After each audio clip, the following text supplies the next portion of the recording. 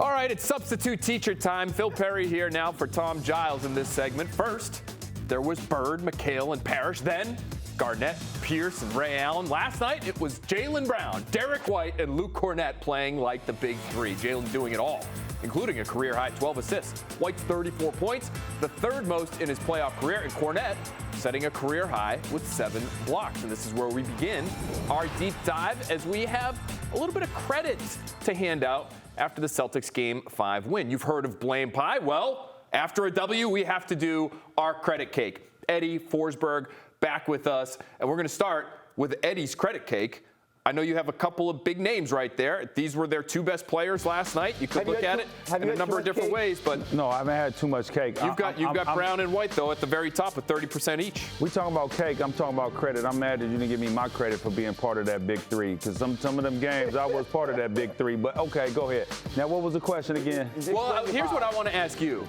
When you look at how you have this broken up, and I think it makes a lot of sense. Brown and White 30% each, then Kornet, Mazzulla, and the rest of the crew, the role guys. Yeah. How sustainable is this for Brown and White to play the way they did last night in this post-Tatum world that we're now living in for the remainder of the series and maybe even further? Well, I think it could be sustainable. I think Jaylen Brown's going to always have to take the 30%, and Derek White might move over into the others, and somebody might slide up into that 30%.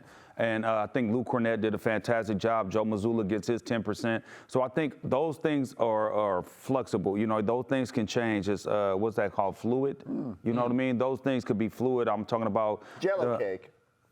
Yeah, I guess that's jiggly. We don't want nothing jiggly. We want something solid. You know what I mean? Fruit cake. Ice cream cake? Nah. It's just like little melted? Nah, we a lemon pound cake. That's my favorite cake. So it's a lemon pound cake. That's what we're gonna go with, because it's sturdy, it's flavorful, it's good. You cut a slice, it's not gonna break up. You'll be able to eat it. If you like coffee, you can have it with coffee. If you like drinking it with milk, eating it with milk, you can drink it with milk, eat it with milk.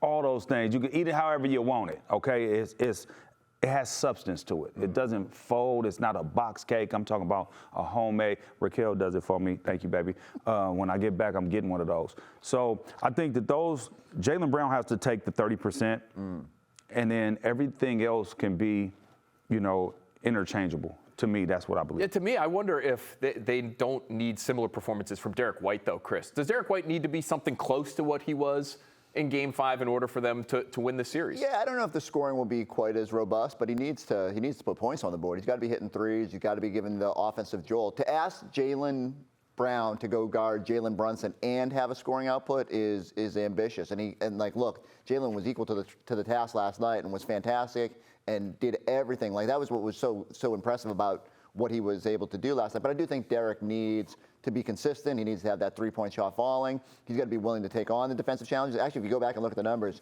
I think the Knicks were only 2 of 15 shooting against Derek last night. So he was also doing it at both ends. So look, could we get more from Kristaps Porzingis? Yes, right? Obviously.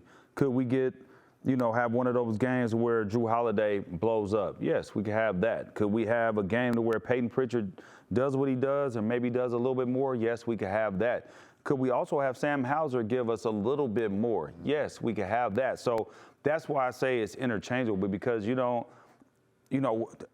depth of this team that we've talked about all season long is in our face. The only thing we don't have Jayson Tatum, right? To where we could say, sit back. And last night I thought we played a whole lot better, and it's going to sound crazy for me to say. I just thought we played faster. I thought we played sharing the basketball a little bit more than we had this whole series without him. And I think that it's attributed to the way our offense had been ran. We were always putting it in his hands. JT, you saved the day. You saved the day for us, and we're going to matchup hunt. And I don't think we did a lot of matchup hunting last night.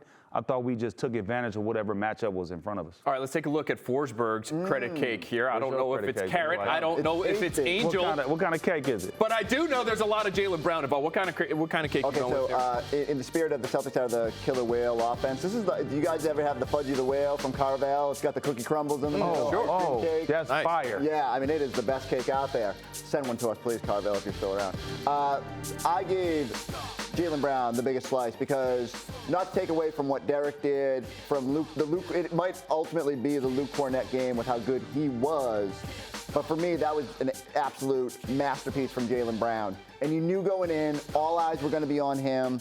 He had to meet the moment, and just like he did in Game 2 of the Orlando series when they didn't have Tatum, I thought he was fantastic. I love that he picked up Jaylen Brunson from the opening tip, ended up defending him about 40% of his possessions last night. And look, Brunson got his points. He goes against everybody.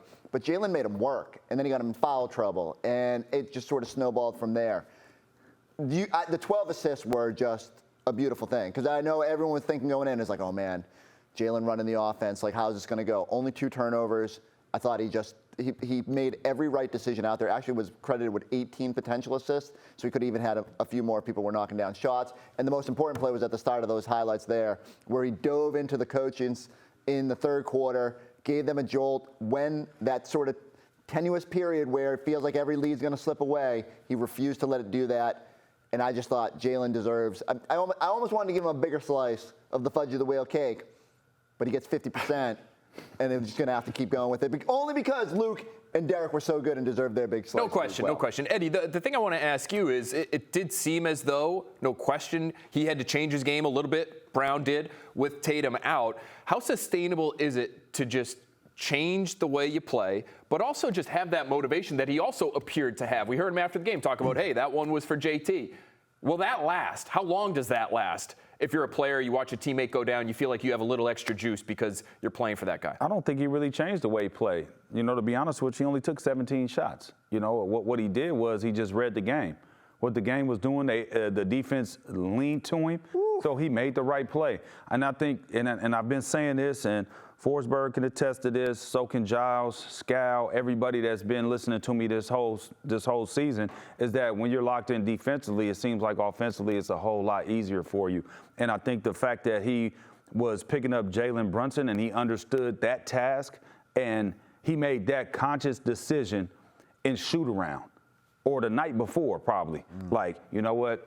I'm going to go tap coach and tell him, hey, man, I want to guard him. I don't want nobody else guarding him. And I don't want no help. I don't want help. I got him. I'm going to be physical with him. I'm going to have length on him. And he's not going to be able to big body Brunson like everybody else is able to do. So, to me, I think it was an effort that he had that he made from the beginning. All right, it's time for my cake. And I don't know if coffee cake has any caffeine in it, but this is a coffee cake because this cake is about energy, fellas. And when you talk about energy, you talk about that game last night, you have to start with the guy I have at the top of the list, which is Luke Kornet. Don't hate it. To me, this game was won in the third quarter, 17 points allowed by the Boston Celtics, with Luke Kornet leading the charge. We know what he did in terms of the blocks, 7 blocks. He could have been credited, I think, for maybe one more late in the third quarter. He disrupted at least 2 3-point attempts at the very end of that corner. I thought he was phenomenal. And in terms of expected performances, right? We expect Jaylen Brown to be great, even if he is less than 100% right now. We expect Derek White even to do some of the things that we saw him do last night. In terms of exceeding your expectations, Luke Kornet is at the top of the list to me. He's at the top of my credit cake as well. And part of the reason Joe Mazzulla ended up on a bunch of our cakes was because he made the right decision, right? Like, Kristaps Porzingis, he could have tried to go back to that well, which is something they did throughout this series. But instead, Luke has been super steady. He's been a positive every time he's out there. I love that they just leaned into it and said, okay, right now, what gives us the best chance of winning is to ride Luke Kornet, especially with the game he's having. I love that we had, I don't know if it's going to end up being the Luke Kornet game. We'll see how the series pans out. I think Luke can do even more, but he's just showing that when you give him opportunity, he's going to take full advantage.